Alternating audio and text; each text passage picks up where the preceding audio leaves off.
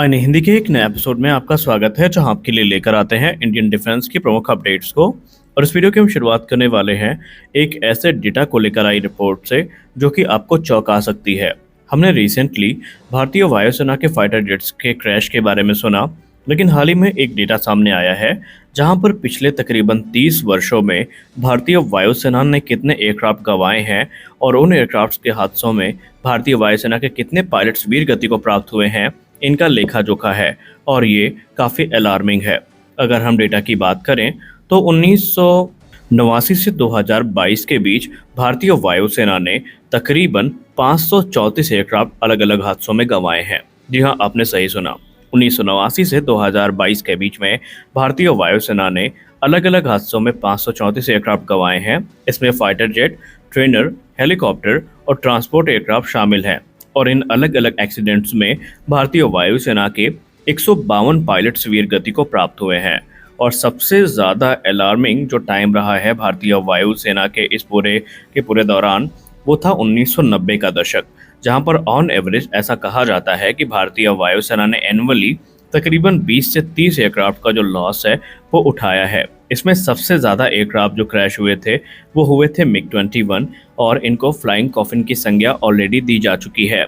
और अगर हम रीसेंट क्रैशेस की बात करें तो हमें जुलाई 2022 का वो क्रैश हम कैसे भूल सकते हैं, जब राजस्थान के बाड़मेर में भारतीय वायुसेना का एक मिग-21 ट्रेनर क्रैश हुआ था, जिसमें विंग कमांडर एम राणा और फ्लाइट लेफ्टिनेंट आदित्य बल जो है वो वीर गति को प्राप्त हुए थे। और उसके बाद 2021 में भी हमें एक क्रैश देखने को मिला था, जिसमें स्क्वाड्रन लीडर अभिनव चौधरी और ग्रुप कैप्टन आशीष गुप्ता वीर गति को प्राप्त हुए थे। अब इसके तमाम कारण हैं जिनके चलते माना जा रहा है कि एयरक्राफ्ट क्रैश हुए थे। इसमें जो सबसे प्रमुख कारण माना जा रहा है वो टेक्निकल मैल फंक्शन ही माना गया।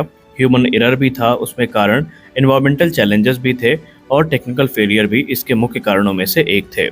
और इस समय भारतीय वायुसेना को फ्लीट मॉडर्नाइजेशन की सबसे सख्त ज़रूरत है, क्योंकि मिग-21 भले ही अब भारतीय वायुसेना ने लगभग ऑपरेट करने कम कर दिए हैं या ख़त्म कर दिए हैं, लेकिन जैगुआर की अच्छी खासी फ्लीट अभी भी ऑपरेशनल है।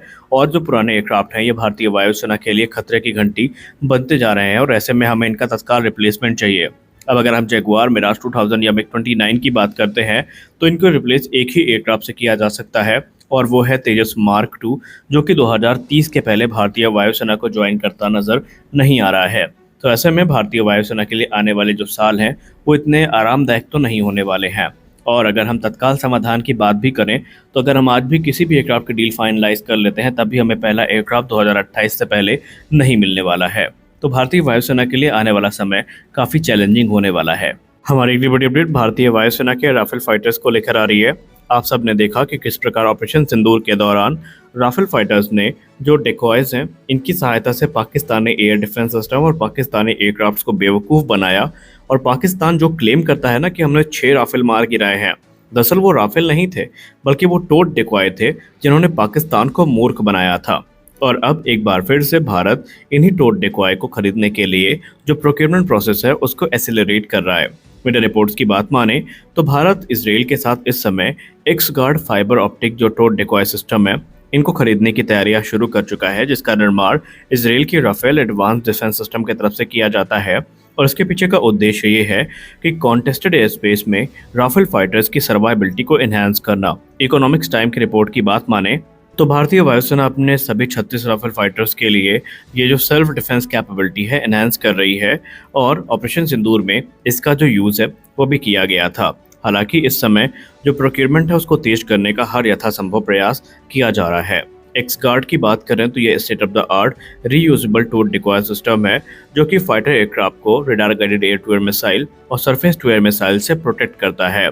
इसे बेसिकली राफेल के स्पेक्ट्रो इलेक्ट्रॉनिक वॉरफेयर स्वीट से इंटीग्रेट किया जाता है और एक्स-गार्ड एक एयरक्राफ्ट के रडार सिग्नेचर को मिमिक करता है, जिससे कि एक फॉल्स टारगेट जो है वो क्रिएट होता है और मिसाइल को ऐसा लगता है कि यही एक्चुअल फाइटर एयरक्राफ्ट है और मिसाइल उसको टारगेट करके आगे बढ़ती है।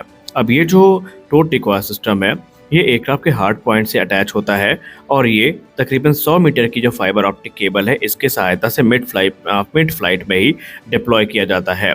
और ये रियल टाइम कम्युनिकेशन जो कॉकपिट से है उसको इंश्योर करता है, और ये एनिमी के जो जैमिंग अटेम्प्ट्स हैं उनसे भी पूरी तरीके से सुरक्षित रहता है।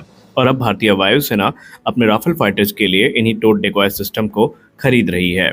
क्या भारत ने ऑपरेशन सिंदूर के बाद एक और बड़ी ड्रोन स्ट्राइक करी है? और क्या पाकिस्तान के अलावा इस बार म्यांमार बॉर्डर पर जो उल्फा के केंद्र हैं, उनको भारतीय सेना ने ड्रोन स्ट्राइक का टारगेट बनाया है? हम ऐसे ही नहीं कह रहे, कुछ हालिया वाकया सामने आए हैं जिसके बाद ये प्रश्न उठने शुरू हुए हैं। दरअसल अभी हाल ही में उल्फा की तरफ से ये क्लेम किया गया कि भारतीय सेना की तरफ से उनके ऊपर जो ड्रोन अटैक्स हैं वो किए गए हैं, और ख़ासकर उनका जो ईस्टर्न हेडक्वार्टर है इसको पूरी तरीके से ड्रोन अटैक में तबाह कर दिया गया है। मीडिया रिपोर्ट्स में ऐसा बताया जा रहा है कि उल्फा क्लेम करती है कि 100 से ज़्यादा जो लॉइटरिंग म्यूनिशन है उन्होंने एक साथ टारगेट किया था उल्फा के इस हेडक्वार्टर को, जहां पर उल्फा को बड़े नुकसान उठाने पड़े हैं।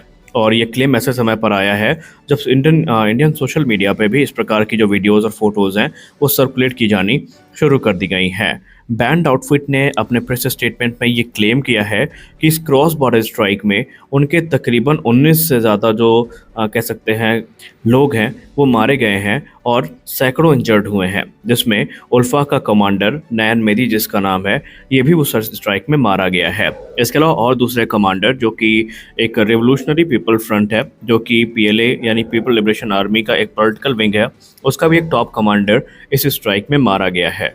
खैर, अगर हम भारतीय थल सेना की बात करें तो भारतीय थल सेना के lieutenant colonel Mahendra Rawat sir जो कि पीआरओ डिफेंस गुवाहाटी हैं, उन्होंने आईएनएस से बात करते हुए ये कहा कि भारतीय सेना की तरफ से ऐसी कोई स्ट्राइक की जानकारी उनको नहीं है और ना ही सेना की तरफ से ऐसी स्ट्राइक करी गई हैं।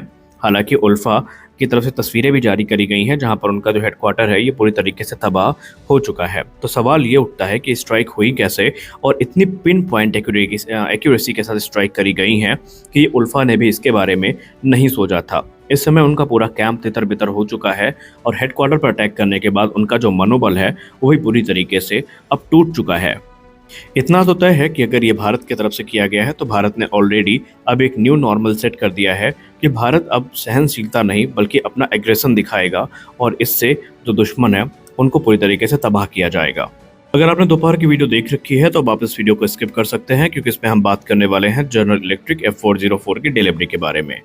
जनरल इलेक्ट्रिक F404 इंजन को लेकर एक रिपोर्ट सामने आई है जहां पर अब भारत के डिफेंस सेक्रेटरी ने खुद इस बात को अनाउंस कर दिया है कि जुलाई महीने से यानी इसी महीने से 2 इंजन प्रति माह की दर से जो इंजन डिलीवरी है वो जनरल इलेक्ट्रिक की तरफ से शुरू करी जाएगी। इसके अलावा हिंदुस्तान एरोनॉटिक्स लिमिटेड इस फाइनेंशियल ईयर के खत्म होने से पहले 12 एयरक्राफ्ट को डिलीवर कर देगी, इसका भी उनको पूर्ण विश्वास है। पहला इंजन ऑलरेडी अप्रैल के महीने में डिलीवर किया जा चुका है, लेकिन अब प्रत्येक माह 2 इंजन जो है ये हिंदुस्तान एरोनॉटिक्स लिमिटेड को डिलीवर किए जाने हैं, जिसके बाद तेजस मार्क 1A का जो एक लंबा इंतजार था वो हमारा खत्म होता नजर आ रहा है। खैर, देखते हैं कि वो अपनी बात पर कितना बने रह पाते हैं क्योंकि इसके पहले भी इंजन डिलीवरी की बातें सामने आई थी। तो आज के इस वीडियो में बस इतना ही। आशा करते हैं वीडियो आपको अच्छी लगी होगी। वीडियो अच्छी लगी वीडियो को लाइक करिए, नए हैं चैनल को सब्सक्राइब करिए। मिलते हैं अगले वीडियो में, तब तक के लिए जय हिंद।